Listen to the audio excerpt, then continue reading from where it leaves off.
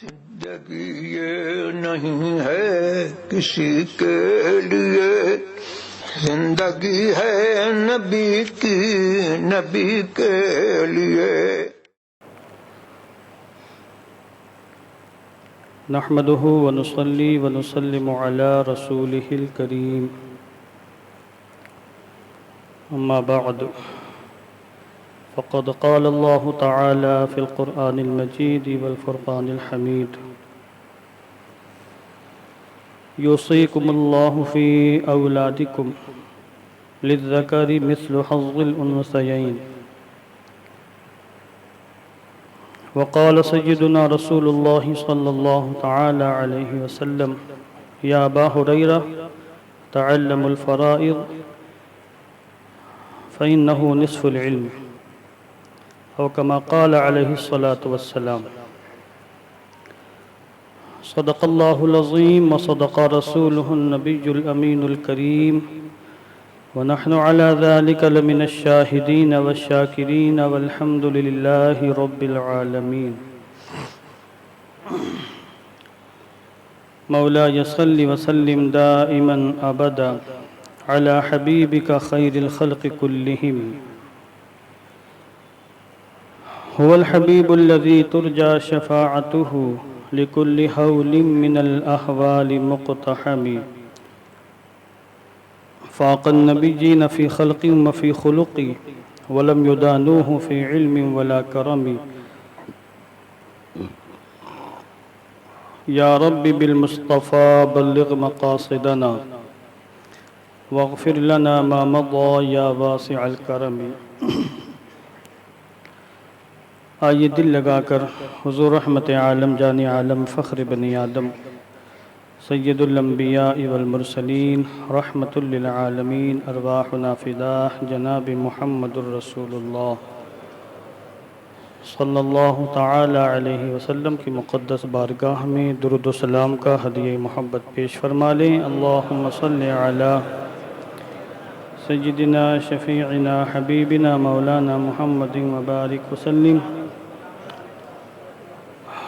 صلاة و سلاما علیک یا رسول اللہ صلی اللہ تعالی علیہ وسلم۔ اللہ رب العزت کی توفیق اور اس کی عطا، اس کے فضل و کرم سے آج ہم اس کی بارگاہ میں حاضر ہیں۔ دعا کرتا ہوں کہ اللہ عز و جل ہم سب کے سجدے اپنی مقدس بارگاہ میں قبول فرمائے، ہماری حاضری کو ہم سب کی بخشش کا، نجات کا سامان بنائے۔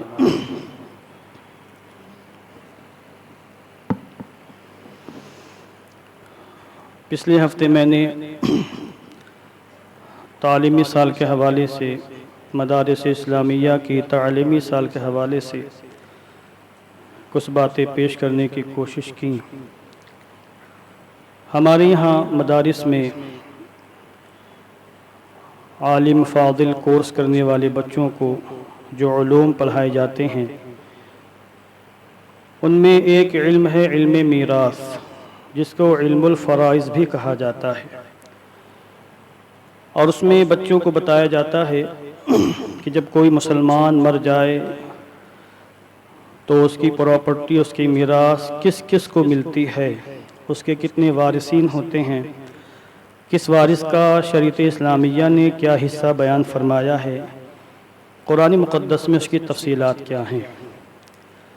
اس علم کو علم میراث اور علم الفرائض کہا جاتا ہے۔ حضور رحمت عالم جان عالم صلی اللہ علیہ وسلم نے اس علم کی بڑی فضیلت بیان فرمائی ہے۔ اس علم کی جانکاری نہ ہونے کی بنیاد پر لوگ قصداً یا سہواً لوگوں کا حق غصب کر رہے ہیں اور ظلم و زیادتی کر رہے ہیں۔ ان کو پتہ ہی نہیں کہ میرے پاس جو پراپرٹی ہے وہ میری ہے یا کسی اور کی ہے۔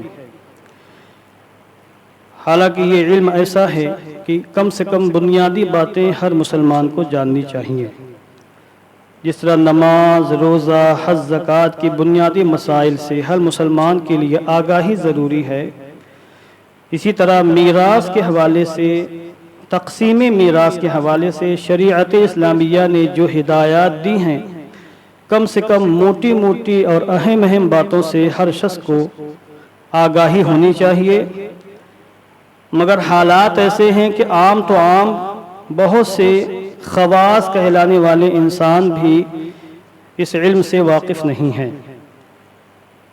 آج میں تھوڑی سی گفتگو اس حوالے سے کرنا چاہتا ہوں۔ میں کافی محنت کر کے مطالعہ کر کے آپ حضرات کی روبرو حاضر ہوا ہوں۔ آپ خود غور فرمائیں کہ قرآن مقدس میں اللہ نے نماز پڑھنے کا حکم دیا ہے، مگر اس کی تفصیل نہیں بیان فرمائی۔ نماز کیسے پڑھنی ہے، نمازوں کی رکعاتیں کتنی ہیں، سجدہ کیسے کرنا ہے، رکوع کیسے کرنا ہے، اس کی ڈیٹیل صراحت کے ساتھ قرآن مقدس کے اندر نہیں ہے۔ بس اقیم الصلاۃ، نماز قائم کرو، اور پھر حضور نے نماز پڑھ کے بتایا کہ نماز کیسے پڑھنی ہے، ہر نماز کی کتنی رکعتیں ہونی ہیں، نماز پڑھنے کا طریقہ کیا ہوگا، اور خود آپ نے فرمایا صلو کما رأیتمونی اصلی، جس طرح تم مجھے نماز پڑھتے ہوئے دیکھتے ہو ویسے ہی نماز پڑھ لیا کرو۔ تو تفصیل حدیثوں میں ہے، ڈیٹیل حدیثوں میں ہے، قرآن مقدس میں صرف اور صرف نماز پڑھنے کا حکم ہے۔ زیادہ سے زیادہ نماز کا وقت بیان کر دیا گیا ہے، وہ بھی تفصیل سے نہیں، اجمالاً بیان کیا گیا ہے۔ زکوٰۃ دینے کا قرآن مقدس میں حکم آیا، آتوا الزکاۃ، زکوٰۃ نکالو۔ زکوٰۃ کس مال میں نکالنی ہے، کتنی نکالنی ہے، کیسے نکالنی ہے، اس کی شرطیں کیا ہیں، اس کی تفصیلات کیا ہیں، قرآن مقدس میں کہیں ان کا ذکر نہیں۔ صراحتاً حضور رحمت عالم جان عالم نے بیان فرمایا کہ سونے کا نصاب کیا ہے، چاندی کا نصاب کیا ہے، جانوروں کا نصاب کیا ہے، کن کن شرطوں کی بنیاد پر زکوٰۃ واجب ہوگی، کتنی نکالنی ہوگی، کیسے نکالنی ہوگی۔ اب حالانکہ نماز اور زکوٰۃ اسلام کے ارکان میں شامل ہیں، ہر بچے کو یہ معلوم ہے کہ اسلام کے ارکان 4 ہیں مسلمان ہو جانے کے بعد، نماز، روزہ، حج، زکوٰۃ۔ اسی طرح حج بیت اللہ کو حکم آیا، وَلِلَّهِ عَلَى النَّاسِ حِجُّ الْبَيْتِ مَنِ اسْتَطَاعَ إِلَيْهِ سَبِيلًا، مگر حج بیت اللہ کی تفصیلات قرآن مقدس میں صراحتاً نہیں ہیں کہ مناسک حج کیا ہیں، احرام کی پابندیاں کیا ہیں، طواف کیسے کرنا، سعی کیسے کرنا ہے، مقام عرفات میں مزدلفہ میں کیسے ٹھہرنا، اس کی تفصیلات حدیثوں میں۔ قرآن مقدس میں حکم آ گیا۔ اسی طرح آپ دیکھیں روزوں کا حکم، یا ایھا الذین آمنوا کتب علیکم الصیام کما کتب علی الذین من قبلکم لعلکم تتقون، اس میں روزے کا حکم دیا گیا، مگر روزہ کیسے رکھنا ہے، روزے کی تفصیلات کیا ہیں، روزہ کیسے فاسد ہوگا، کیسے مکروہ ہوگا، کیسے صحیح ہوگا، کن کن باتوں کی بنیاد پر روزہ ٹوٹ جاتا، اس کی تفصیلات قرآن میں صراحتاً نہیں ہیں، حدیثوں میں تفصیل بیان کی گئی۔ یہ جو 4 ارکان ہیں ان کا حکم قرآن مقدس میں آیا، مگر تفصیلات حدیثوں میں ہے۔ مگر آپ علم میراث کی اہمیت کا اندازہ فرمائیں، قرآن مقدس میں اللہ نے جہاں میراث کے حوالے سے گفتگو کی ہے، میراث کی تفصیل اور اس کی ڈیٹیل بھی اللہ نے قرآن مقدس کے اندر بیان فرمائی ہے۔ آپ اندازہ فرمائیں اس کی عظمت و شان کا، تاکہ کوئی کسی کا حق غصب نہ کر سکے، کوئی کسی کا حق نہ مار سکے، کوئی ظالم بن کر زندگی نہ گزارے۔ اب دیکھیں سورہ نساء اٹھیں، 4 پارے میں اس کا آغاز ہے، سورہ نساء آیت نمبر 7، 8، 9، 10، 11، 12، 13، 14، یہ مسلسل کئی آیات کریمہ ہیں جن میں اللہ نے میراث کے حوالے سے گفتگو فرمائی ہے۔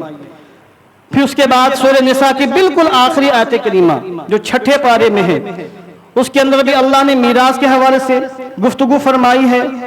فجا بجا اشاروں میں کنایوں میں بھی میراث کے حوالے سے گفتگو کی گئی ہے۔ اس سے اب اندازہ فرمایا کہ فن میراث کی، علم میراث کی مذہب اسلام میں کیا شان اور کیا حیثیت ہے۔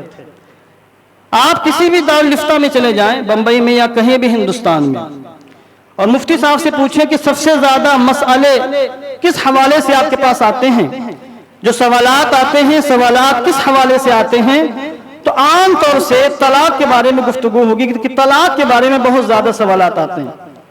خود محبوب سبحانی میں جو آپ کے شہر کا ایک مرکزی ادارہ ہے، ایک قدیم دارالفتہ یہاں ہے، حضرت علامہ مفتی سید شاکر حسین صاحب قبلہ سیفی، جو میرے خیال میں 28-29 سال سے یہاں پر فتویٰ نویسی کر رہے ہیں، فتوے دے رہے ہیں، ان سے پوچھیں جا کر کے، وہ بھی یہ کہیں گے کہ طلاق کے حوالے سے زیادہ تر مسائل آتے ہیں۔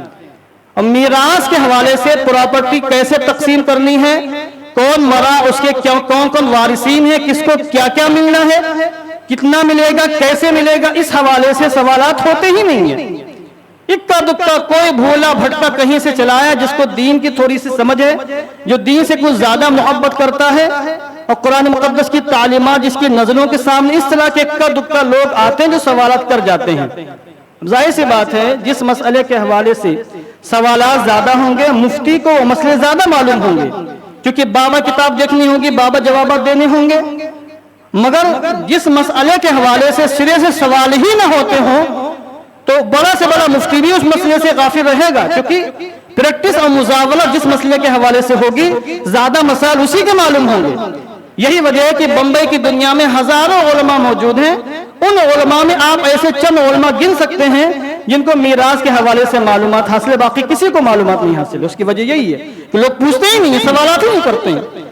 نماز کے بارے میں پوچھ لیں گے، زکوٰۃ کے بارے میں بھی کبھی کبھی پوچھ لیں گے، جن کو زکوٰۃ دینے کا شوق ہے، ترغیب جن کو مل جاتی ہے، حج بیت اللہ جانے والے سوالات کر لیتے ہیں۔ مگر روزانہ ہمارے مسلم معاشرے میں ہزاروں لوگ مرتے ہیں، کوئی پوچھنے نہیں آتا، کوئی سوال کرنے نہیں آتا۔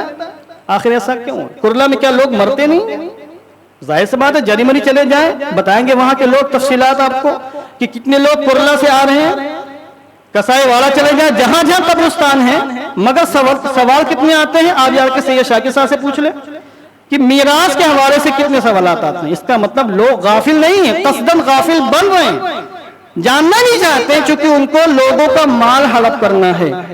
ایک میں صرف آیت کریمہ پڑھتا ہوں، پھر آپ کے سامنے انشاءاللہ آگے کی گفتگو کروں گا۔ دیکھیے حضور رحمت عالم جان عالم نے، پہلے آپ یہ سماعت فرما لیں، حضور نے میراث سیکھنے کا حکم دیا ہے، علم میراث سیکھو، فضیلت بیان کرتی ہے، اور جو لوگ علم میراث سیکھتے ہیں خود حضور نے ان کی فضیلت بیان کی ہے۔ علم میراث کی ترغیب دی، علم میراث کی فضیلت بیان کی، علم میراث جاننے والے سیکھنے والے کی عظمت اور شان خود حضور نے زبان اقدس سے بیان فرمائی۔ اور جو لوگ کسی کا میراث حذف کر لے، غصب کر لے، مال لے، دبا لے، ان کے لیے وعید، دھمکیاں، عذاب الہی کی سخت وعید خود حضور نے زبان اقدس سے بیان فرمائی ہے۔ یہ پوری تفصیلات آپ سنن ابن ماجہ اٹھا لیں، جامع ترمذی اٹھا لیں، سنن دارمی اٹھا لیں، بخاری اٹھا لیں، کتب احادیث کے اندر ان کی تفصیلات موجود ہیں، جو کہ اللہ رب العزت نے خود قرآن کریم نے اس کی تفصیل بیان کی۔ اب دیکھیں میں سورہ نساء کی آیت نمبر 11 پڑھ رہا ہوں۔ اللہ فرماتا ہے اعوذ باللہ من الشیطان الرجیم یوصیکم اللہ فی اولادکم، تمہیں اللہ تمہارے بچوں کے بارے میں، اولاد کے بارے میں حکم فرما رہا ہے۔ ہم نے کبھی غور نہیں کیا۔ یوصیکم اللہ فی اولادکم للذکر مثل حظ الانثیین فإن كن نساء فوق اثنتين فلهن ثلثا ما ترك وإن كانت واحدة فلها النصف ولأبويه لكل واحد منهما السدس إن كان له ولد فإن لم يكن له ولد وورثه أبواه فلأمه الثلث۔ یہ پوری آیت کریمہ آیت نمبر 11 میں پڑھ رہا ہوں۔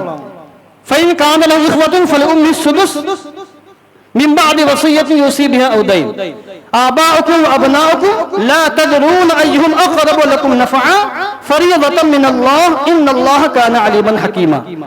یہ ایک آیت کریمہ ہے، اس کا مفہوم خلاصہ یہ ہے، اللہ فرماتا ہے ہم سے کہ میرے بندو میں تمہیں تمہاری اولاد کے بارے میں حکم دے رہا ہوں، تاکیدی حکم، مضبوط ترین حکم۔ اگر تمہارے بچے بیٹیاں دونوں ہیں تو للذکر مثل حظ الانثیین، تمہارے مرنے کے بعد جو تمہاری پراپرٹی تقسیم ہوگی، جتنا ایک بیٹے کو ملے گا اس کا آدھا بیٹے کو ملے گا، ایک بیٹے کو 2 بیٹیوں کے برابر ملے گا۔ اگر صرف بیٹیاں کسی کی ہیں اور بیٹیاں 2 یا 2 سے زیادہ ہیں تو ان کے لیے ثلثا ما ترک، یعنی ترکے کا 2/3 ان کو ملے گا۔ پورا ترکہ 3 حصوں میں تقسیم ہوگا، 2 حصے بیٹیوں کو ملیں گے جو 2 یا 2 سے زیادہ ہیں۔ اور اگر کسی کی صرف ایک بیٹی ہے تو اس کو آدھا ترکہ ملے گا، آدھی پراپرٹی مل جائے گی۔ اور مرنے والے کے اگر اولاد بھی ہے اور ماں باپ بھی ہیں تو ماں باپ میں سے ہر ایک کو 6واں حصہ ملے گا۔ اور مرنے والے کے اگر اولاد نہیں اور ماں باپ دونوں ہیں تو ماں کو 3واں حصہ ملے گا، باقی بچا کچھ سب باپ کو مل جائے گا۔ مرنے والے کے بیٹے، مرنے والے کے بھائی بہن سب موجود ہیں تو ماں کو پھر 3واں حصہ ملے گا، 1/3۔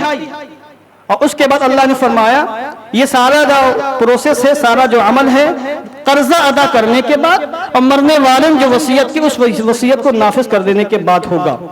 تمہارے ماں باپ، تمہارے بیٹے تمہیں کتنا نفع پہنچانے والے ہیں یہ تم نہیں جانتے، اللہ جانتا ہے۔ کون تمہارے زیادہ قریب ہے، کون تم سے دور ہے، کس کا خون رشتہ تم سے زیادہ ہے، اس کا علم اللہ کو ہے، تمہیں زیادہ حقیقت کا ادراک نہیں ہے۔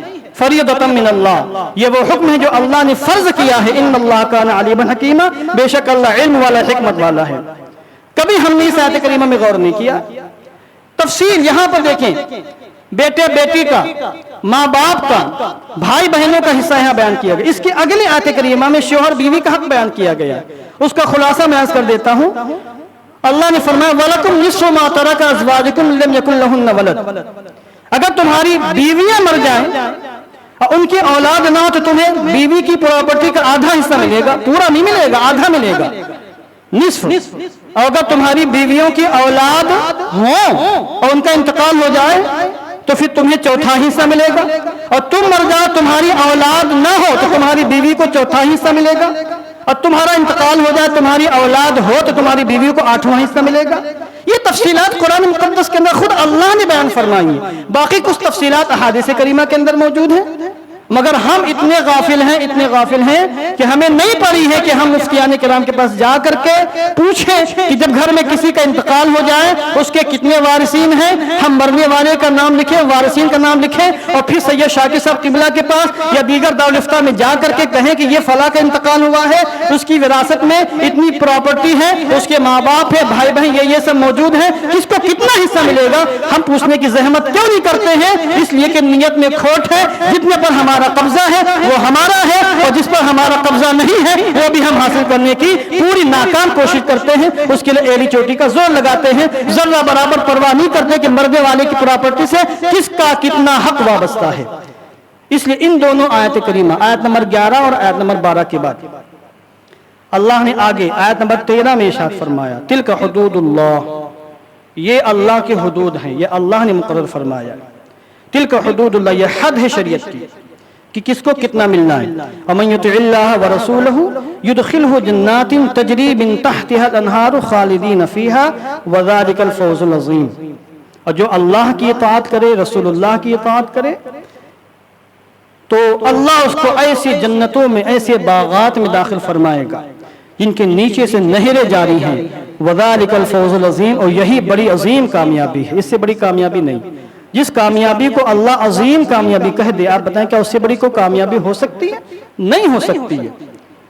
آگے اللہ نے فرمایا وَمَن يَعْصِ اللَّهَ وَرَسُولَهُ، یعنی ان دونوں آیات کریمہ میں جو وراثت کی ڈیٹیل ہے، جو اس پر عمل کر کے اللہ کی اطاعت کرے، رسول اللہ کی پیروی کرے، اور مرنے والے کے مرنے کے بعد اس کی پراپرٹی سے جس کا جتنا حق ہے مفتیوں سے پوچھ کے اس کا حق دے دے تو اللہ کی اطاعت کرنے والا، رسول اللہ کی پیروی کرنے والا ہے۔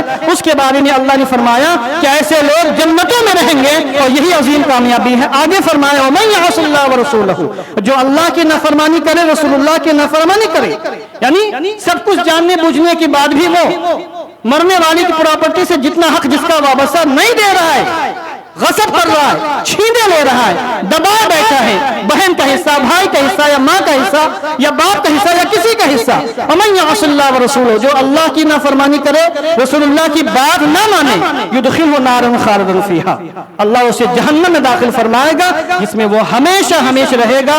وَلَهُ عَذَابٌ مُّهِينٌ، اور اسی کے لیے ہے ذلت آمیز عذاب، دردناک عذاب۔ یہ اللہ نے بیان فرمایا۔ تو جہاں ایک طرف اللہ نے وراثت کی تفصیل بیان فرمائی ہے، عمل کرنے والوں کے لیے بشارت بھی دی ہے، اور عمل نہ کرنے والوں کے لیے سخت ترین عذاب الہی کی دھمکی بھی یہاں موجود ہے۔